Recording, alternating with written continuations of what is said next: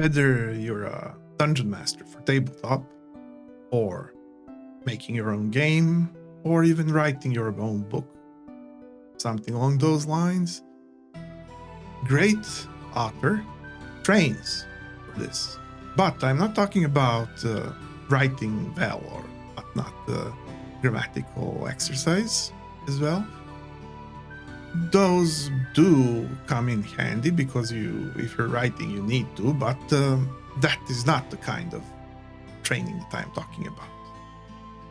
I'm talking about training for what you're depicting.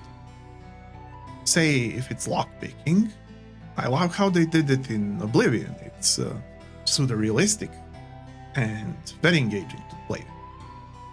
But that is a video game. For tabletop, how do we equalize with such a medium like a video game that has so much more physical ability to depict stuff?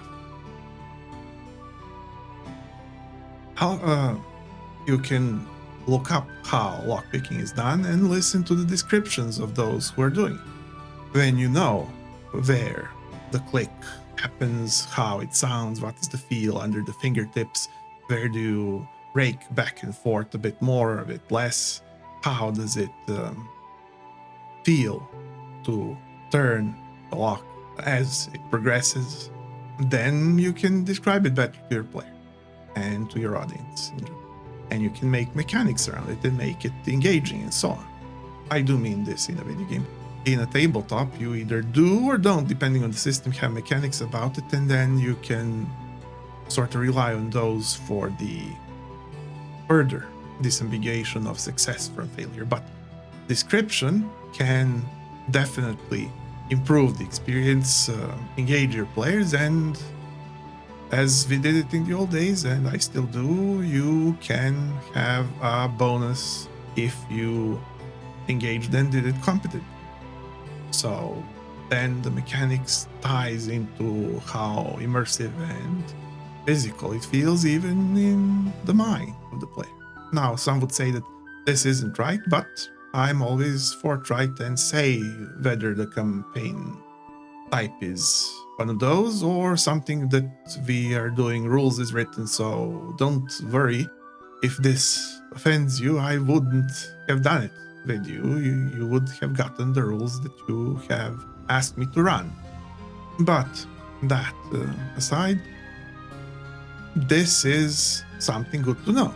I also, for example, watch about ancient and current animals to learn more about creature mechanics. How did they evolve to be poisonous, venomous? How did they run? How do they jump? What is their metabolism? What is the advantages and minuses compared to humans and so on?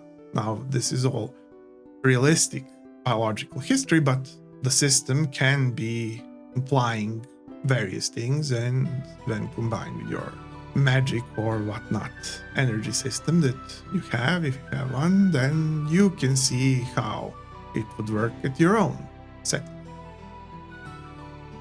Also, now that we are saying history, it's important to know what is historically realistic and what isn't.